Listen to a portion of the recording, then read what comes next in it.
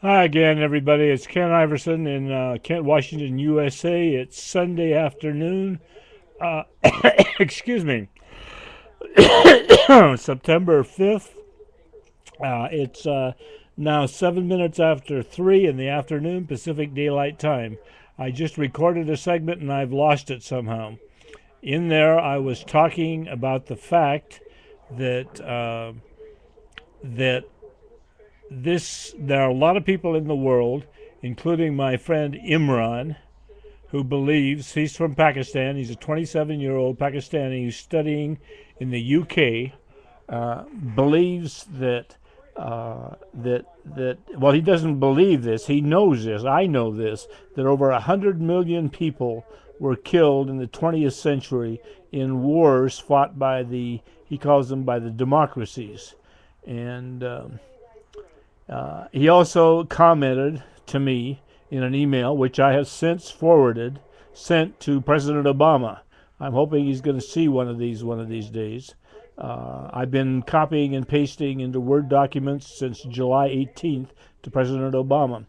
And Imran said that he believes that the poorest people in the world are lining up against the other poorest people in the world, in the military, in the whatever, the U.S. military and the uh, Taliban are lining up against each other to make the rich richer.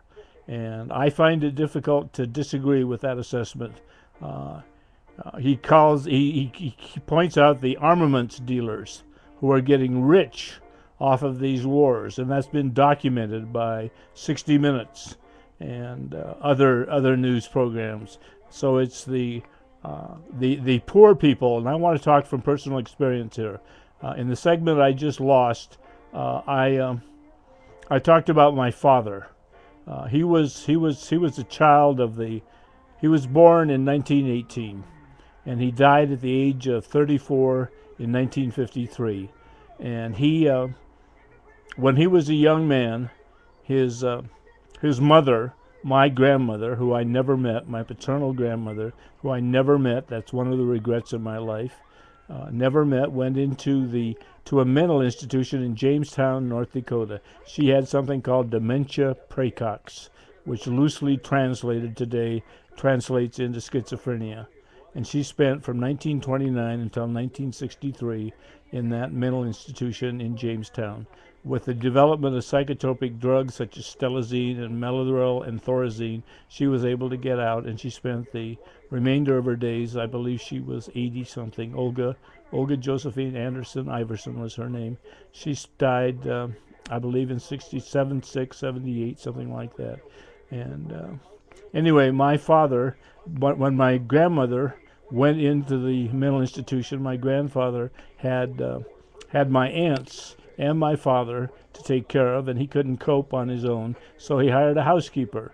And I don't remember the housekeeper's name. My aunt Betty, who died of non-Hodgkin's lymphoma the day after St. Patrick's Day in 1999, told me this story that Almont, my father, got into a fight with the housekeeper, and they were at each other, and not physically, but they fought verbally, and he left, and so he was on the he left, and he was a hobo. This was during the Depression, during the Great Depression, the one that preceded this recession, or whatever you want to call this we're in now. And he left, and he was a hobo. He traveled throughout the country, and he apparently didn't like that, or maybe he did, I don't know. But he wanted a roof over his head, and he wanted food in his stomach, so he joined the military. And I'll tell you how he joined the military. He was too young. He was 16, I believe, 16 or 17. You had to be 18, like you do now, to get into the military. So he called his father after he talked to the recruiter, the Army recruiter. He called his father and asked his father to lie for him about his age. And Grandpa Iverson, my grandfather, Emil Iverson, who was born in 1895, by the way, said that he would. And he did lie for my father, and my father got into the U.S. military. Uh, I don't know whether they are any more thorough today than they were then, the military recruiters, but I do know that my father was in the military in the Army for 4 years during the Depression. And he was a poor person. Obviously, he was a poor person. He was a hobo. And if we had fought a war at that time, he would have been one of them to fight it. Fortunately, we didn't fight a war in the middle and late Depression. But World War II came along, and he was subject to be drafted. We had the glorious draft in those days. And when Pearl Harbor struck, my father decided he didn't want to go back. He didn't want to be drafted into the Army. He wanted to enlist to avoid the Army because he didn't like the Army. He didn't like his 4 years in the Army. So he decided to enlist in the Navy, which he did. He enlisted in the Navy. This was after December 7th, 1941, when Pearl Harbor struck. So David Wiggins, if you can hear me in Jacksonville, Florida, my father paid his dues twice. He paid his dues twice. He was there. He was there during World War II. My father was stationed at Pasco, Washington. He was a carpenter's mate. And he built the barracks. He helped build the barracks for the scientists who developed the plutonium for the first atomic bomb that was set off at Alamogordo in New Mexico on July 18th of 1945. And this was a month and a half or so. No, it was less than a month. No, it was less than a month before Truman decided that he was going to have the Enola Gay drop the bomb on Hiroshima. And then a couple of days later, again on Nagasaki. We just had the anniversary of the dropping of the bomb on Hiroshima here on August 6th of 2010, 65 years ago. And today we remain the only country in the world that's ever. How are we doing on time? We got plenty of time. The only country in the world that has ever used the bomb in anger. We remain that only country. And no wonder other countries fear us or wonder why we say, they say, you have the bomb, America. Why can't we have the bomb? They're like little children. Admittedly, they're like little children, and we're like little children. We have the bomb and we want to keep it to ourselves. You get rid of your bomb. I don't know if it strikes you that way, but it does me. And the stakes are way too high for us to be playing games as children. I don't think our leaders really realize this. They think another war is just going to be another war. I'm convinced that if we have another war, it will be, as they said in the past, this will be the war to end all wars. World War III will be the last war. I'm convinced of that. I think we're headed down that path now. And to that end, I did some research, and let me tell you what I've come up with. I told you before, I believe that the World War III is going to start in the Middle East, and I don't know exactly when. If I did, I'd be running for cover right now. But I think either Iran or Israel is going to launch a preemptive strike against one or the other. And it could be soon. They could be talking about it in Israel right now. If in Iran they have the nuclear bomb, if they have it right now, and there's indications they may or they may not.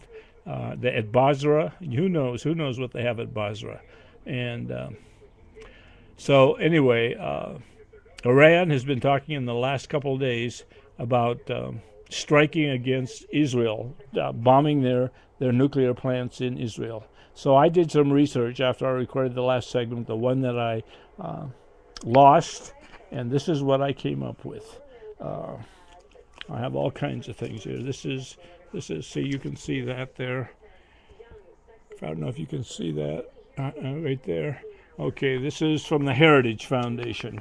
And the Heritage Foundation says, this is the abstract. It says, Iran's nuclear weapons ambitions are ominous in light of its hostile foreign policy.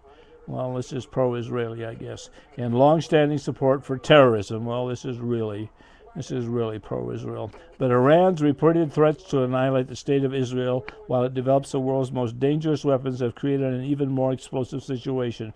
If diplomatic efforts to defuse the situation fail, Israel may see no other choice than to launch a preemptive strike against Iran's nuclear facilities. This is what I've been saying. Heritage Foundation Middle East expert James Phillips maps out the likely results of an Israeli attack, outlines Iran's probable reaction, and explains why it is now more crucial than ever, that the administration take action or mitigate and defend against Iran's response to an Israeli strike. We got 3.5 minutes here. Okay. The Iranian regime's drive for nuclear weapons, rapid progress in building up its ballistic missile arsenal, ominous rhetoric about destroying Israel, and the failure of international diplomatic efforts to halt Iran's nuclear weapons program have potentially created a literally explosive situation. Israel may launch a preemptive strike against Iran's nuclear weapons infrastructure. The United States would almost certainly be drawn into this Israeli-Iranian conflict. The Obama administration must start planning now to counter and minimize the destabilizing consequences of an expected Iranian backlash, to mitigate the threats posed by Iran to U.S. national security, and to protect U.S. interests. The U.S. must. And this is the opinion of James Phillips, Heritage Foundation Middle East expert. Recognize Israel's right to take action in self-defense against Iran's growing threat. Well, my question to you, Mr. Phillips, does not Israel pose a threat to Iran? Do they not have the right to self-defense? If you're going to play child's games like that and drop on self-defense argument, does not Iran have the right to defend themselves against Israel's encroachment? And then the second point is prepare for a violent Iranian response to an Israeli preemptive strike, including preparations for a possible U.S. war with Iran. I don't care, Mr. Phillips, who starts a war. It will be the last war. Whether it's Iran or Israel is irrelevant. Don't you understand that? Don't you get it? Okay, now let's go on to his next point. How are we doing on time? We got about 2.5 minutes.